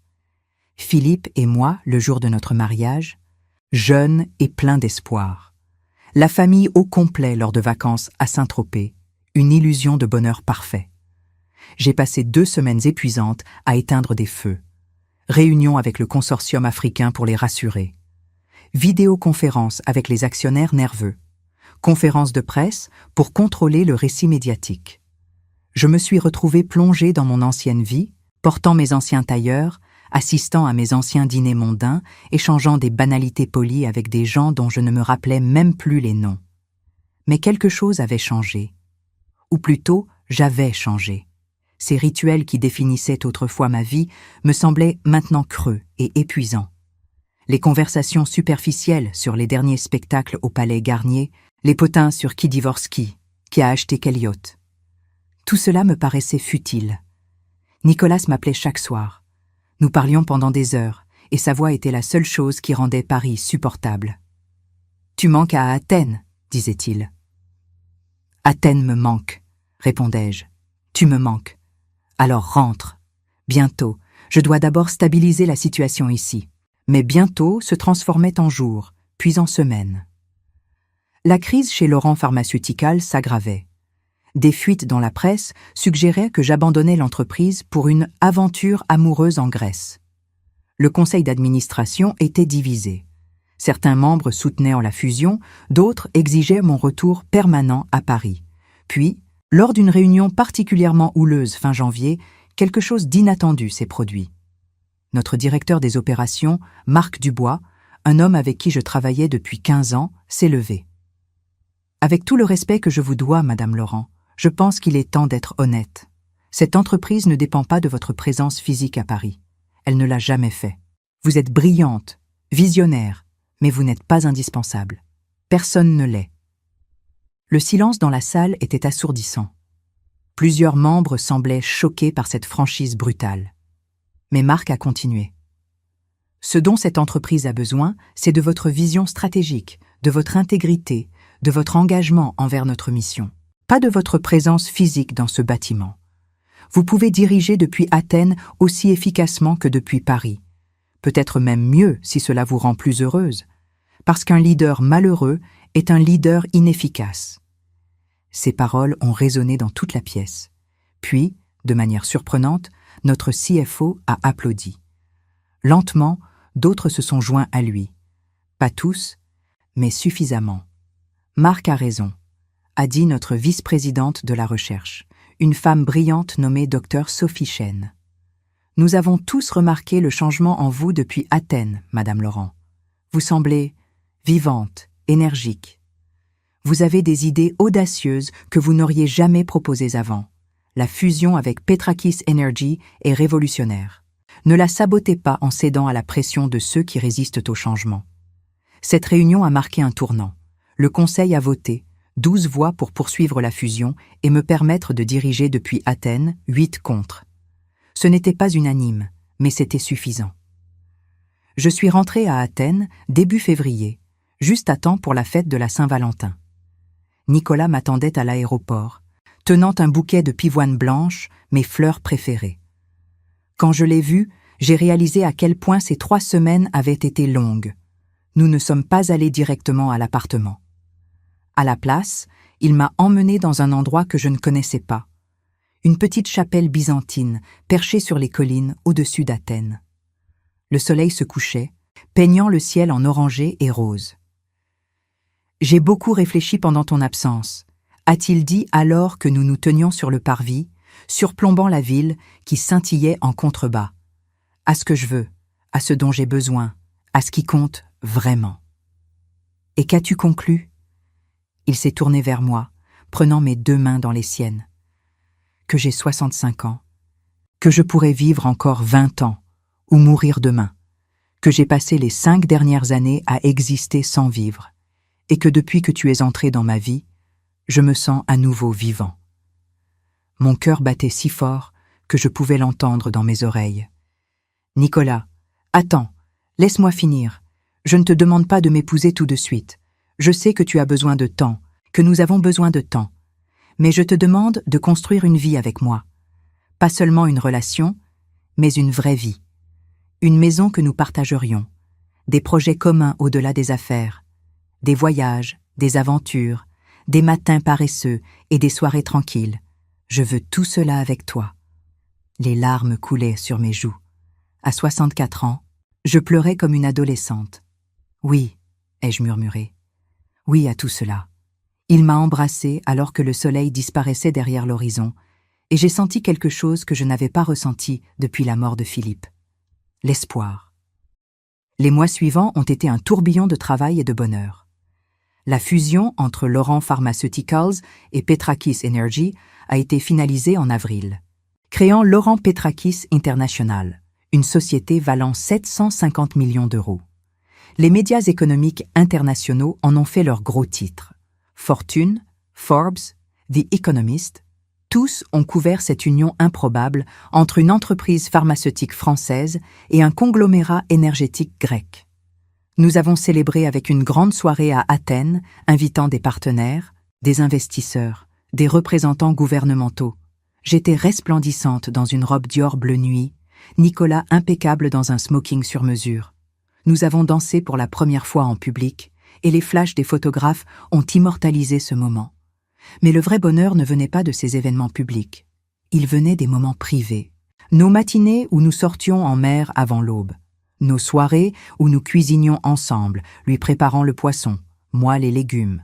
Nos après-midi où nous travaillions côte à côte dans son bureau vitré, échangeant occasionnellement un regard complice. En mai, j'ai reçu un autre message d'Estelle. Elle avait terminé son programme de désintoxication et était maintenant en phase de suivi ambulatoire. Elle avait trouvé un emploi dans une petite ONG qui travaillait avec des adolescents en difficulté. Le salaire était modeste, mais elle semblait différente. Sa voix dans le message vocal qu'elle m'a envoyé était claire, sobre, mature. « Maman, je voulais te dire que j'ai compris. Pas tout. Pas encore. Mais j'ai compris pourquoi papa a structuré les choses comme il l'a fait. Et pourquoi tu as tenu bon. Tu m'as donné la chose la plus difficile à donner, la responsabilité de ma propre vie. Je t'en ai voulu, je t'en veux encore un peu. Mais je commence à voir que c'était de l'amour. Un amour dur, mais de l'amour quand même. » Elle a fait une pause, puis a ajouté « J'ai vu les photos de toi et de ce grec dans les magazines. Tu as l'air heureuse, vraiment heureuse. Je ne me souviens pas de t'avoir vue comme ça, même avec papa. C'est bien, tu mérites d'être heureuse. » J'ai écouté ce message 10 fois, pleurant à chaque écoute. 2 semaines plus tard, j'ai pris l'avion pour Paris. Pas pour l'entreprise cette fois, mais pour voir ma fille. Nous nous sommes retrouvés dans un café tranquille du Marais, loin des endroits branchés où elle avait l'habitude de traîner. Elle était méconnaissable. Ses cheveux, autrefois décolorées et coiffées de manière extravagante, étaient maintenant de leur couleur naturelle, châtain, coupé simplement. Pas de maquillage outrancier, juste un soupçon de mascara. Elle portait un jean et un pull simple, pas de marque visible, mais surtout, ses yeux étaient clairs, présents. « Salut maman. Salut ma chérie. » Nous nous sommes assises maladroitement, comme deux étrangères apprenant à se connaître. Ce que nous étions, en un sens. « Tu es belle, » ai-je dit sincèrement. « Je suis sobre, ça aide. » Nous avons commandé du café et des croissants. Puis, lentement, nous avons commencé à parler. Vraiment parler. Pas les conversations superficielles que nous avions depuis des années, mais des échanges honnêtes et douloureux. « Je t'ai blâmé pour tout, » a-t-elle admis. Pour la mort de papa, pour ma propre incapacité à gérer ma vie, pour mon addiction. C'était plus facile que d'accepter ma responsabilité. « Et moi, je t'ai protégé de tout, » ai-je répondu. « Je ne t'ai jamais laissé échouer vraiment. À chaque fois que tu tombais, j'étais là pour te rattraper. Je t'ai rendu un mauvais service. » Pourquoi tu as fait ça? J'ai réfléchi longuement avant de répondre. Parce que c'est ce que font les mères, je suppose. Nous voulons épargner à nos enfants la douleur, l'échec, la déception. Mais en faisant cela, nous les empêchons d'apprendre, de grandir, de devenir des adultes complets. Estelle a hoché la tête, les larmes aux yeux. Ce que tu as fait à Athènes, me laisser là, refuser de me sauver. C'était horrible. J'ai vraiment cru que tu m'avais abandonné. Je ne t'ai pas abandonné, je t'ai libéré. Je commence à comprendre la différence. Nous avons parlé pendant 3 heures. Elle m'a raconté sa descente. Comment le jeu en ligne avait commencé comme une distraction, puis était devenu une obsession. Comment la cocaïne l'aidait à tenir lors des événements interminables où elle devait être on. Comment elle avait emprunté à des gens de plus en plus dangereux, creusant un trou dont elle ne voyait pas l'issue. Quand tu m'as dit non au téléphone, quand tu as refusé de payer mes dettes, j'ai pensé que ma vie était finie. Mais bizarrement, c'est là qu'elle a vraiment commencé. Les mois d'été ont été les plus heureux de ma vie. J'avais 64 ans, un âge où la plupart des gens pensent à la retraite, à ralentir, à se retirer. Au lieu de cela, je me sentais renaître. Nicolas et moi avons fusionné nos vies comme nous avions fusionné nos entreprises, avec soin, patience et vision à long terme. En juin, nous avons acheté ensemble une propriété sur l'île de Paros, une maison cycladique traditionnelle que nous avons rénovée selon nos goûts. Murs blancs, volets bleus, terrasse immense surplombant la mer Égée. Nous y passions les week-ends, déconnectant complètement du monde des affaires. Je découvrais les plaisirs simples que j'avais négligés pendant des décennies. Lire un roman entier en une journée, nager jusqu'à épuisement dans les eaux cristallines, préparer un repas élaboré juste pour le plaisir de créer. Laurent Petrakis International prospérait au-delà de nos projections. Notre nouveau traitement contre la malaria, développé conjointement par nos équipes de recherche athéniennes et parisiennes, entrait en phase finale de tests cliniques. Si tout se passait bien, il serait disponible dans 18 mois, révolutionnant le traitement de cette maladie qui tuait encore des centaines de milliers de personnes chaque année. En août, Nicolas m'a surprise avec une proposition inattendue. « Marions-nous » Nous étions sur notre terrasse à Paros, regardant le soleil se coucher, un verre de vin à la main. Sa déclaration était si directe, si peu romantique dans sa formulation, que j'ai éclaté de rire. « C'est vraiment comme ça que tu me demandes en mariage ?» Il a souri, un peu embarrassé. « J'ai 66 ans. Je ne vais pas m'agenouiller avec un diamant dans une boîte de velours. Nous sommes trop vieux pour ces jeux. Parle pour toi. Moi, j'aurais bien aimé le diamant. » Il a ri, puis est devenu sérieux. « Victoire, nous savons tous les deux que c'est ce que nous voulons. Nous vivons déjà comme un couple marié. Autant le rendre officiel. C'est l'homme le plus romantique du monde, ai-je dit au ciel. Je suis un homme pratique. Tu es impossible. Alors, oui ou non? J'ai regardé cet homme têtu, brillant, imparfait, qui avait changé ma vie, qui m'avait montré qu'il n'était jamais trop tard pour recommencer, pour choisir le bonheur, pour vivre vraiment. Oui, mais à une condition. Laquelle? Nous invitons Estelle. Son expression s'est adoucie. Bien sûr, c'est ta fille. elle sera toujours ta fille. Nous nous sommes mariés en septembre, exactement 1 an après notre rencontre. Une cérémonie simple dans une petite chapelle à Paros, avec vue sur la mer infinie. Pas de grande fête, juste une 50aine d'invités triés sur le volet, des amis proches, des collègues devenus amis, et Estelle. Ma fille est arrivée la veille du mariage.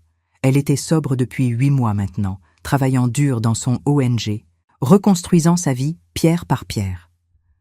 Nous nous parlions régulièrement au téléphone, mais c'était la première fois que nous nous voyions depuis notre café à Paris.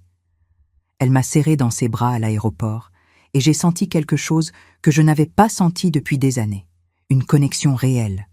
Pas le fossé toxique qui nous avait séparés, mais un pont fragile en construction. « Tu es magnifique, maman », a-t-elle dit en voyant ma robe simple mais élégante en soie ivoire. « Merci d'être venue. Je ne l'aurais manqué pour rien au monde. Tu mérites d'être heureuse. Et ce Nicolas. » Elle a souri. Il te regarde comme papa te regardait. Comme si tu étais la personne la plus fascinante du monde. Mes yeux se sont remplis de larmes. « Tu me pardonnes ?» Pour Athènes. Elle a pris mes mains dans les siennes. « Il n'y a rien à pardonner. Tu m'as sauvé la vie en refusant de me sauver. Je comprends ça maintenant. Tu as été courageuse quand j'avais besoin de courage, pas de facilité. » La cérémonie a été simple et émouvante. Un prêtre orthodoxe grec a béni notre union dans un mélange de grec et de français. Nous avons échangé des anneaux simples en or. Quand Nicolas m'a embrassée, nos invités ont applaudi, et j'ai entendu Estelle pleurer doucement de joie. La réception s'est tenue dans le jardin de notre maison, sous les oliviers centenaires. Nourriture grecque traditionnelle, musique live, danse jusqu'aux petites heures. J'ai dansé avec Nicolas, avec des amis, et enfin avec Estelle. « Je vais devenir tata », a-t-elle murmuré pendant que nous tournions lentement. « Quoi ? Mon petit ami et moi nous parlons d'avoir des enfants. Dans quelques années, quand je serai vraiment stable, il travaille dans la même ONG, il est incroyable, tu vas l'adorer. » Mon cœur s'est gonflé de joie et d'espoir. Ma fille pensait à l'avenir. Elle faisait des plans, elle construisait quelque chose de réel. J'aimerais beaucoup le rencontrer.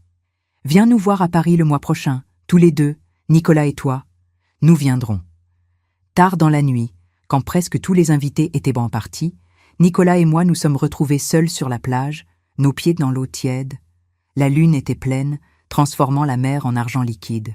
« Madame Petrakis Laurent », a-t-il dit. « Comment te sens-tu » Nous avions décidé de combiner nos noms professionnellement et personnellement.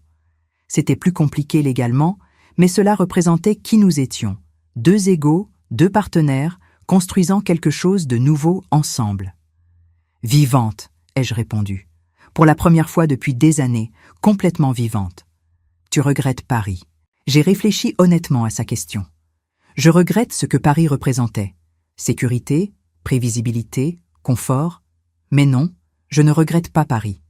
Ma vie là-bas était dorée, mais vide. Ici, avec toi, elle est imparfaite, mais pleine. Et Estelle ? Estelle et moi ne serons jamais ce que j'avais imaginé quand elle était petite. Nous ne serons pas ces mères et filles qui font du shopping ensemble et partagent tous leurs secrets. Mais nous sommes en train de construire quelque chose de différent, quelque chose d'honnête. Et peut-être que c'est mieux. Nicolas m'a attiré contre lui et nous sommes restés ainsi longtemps, regardant les étoiles se refléter dans la mer. « Sais-tu ce que je trouve extraordinaire ?» a-t-il dit finalement. « Quoi ? Qu'il y a 1 an, tu étais abandonné dans une chambre d'hôtel à Athènes, sans passeport, sans argent, trahi par ta propre fille. Et maintenant ? Et maintenant, je suis mariée à un Grec têtu sur une île perdue en Méditerranée. Exactement. La vie est étrange. La vie est belle.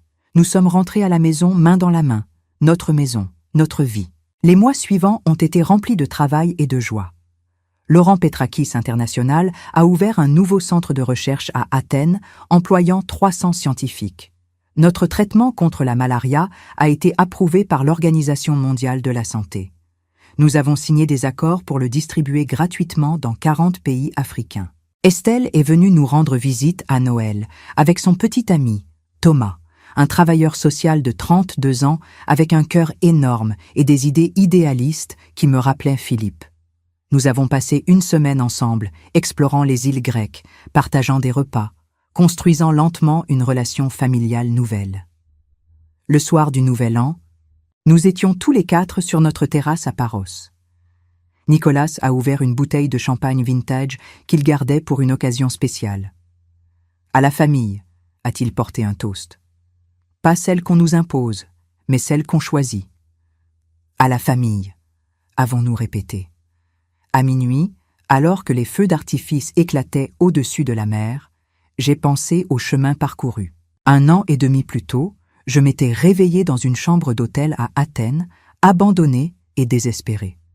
J'avais cru que ma vie était finie, que ma fille m'avait détruite.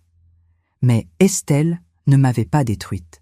Elle m'avait, sans le savoir, libérée. En me retirant tout, elle m'avait forcé à découvrir qui j'étais vraiment, au-delà des rôles que je jouais, au-delà des attentes que je tentais de satisfaire.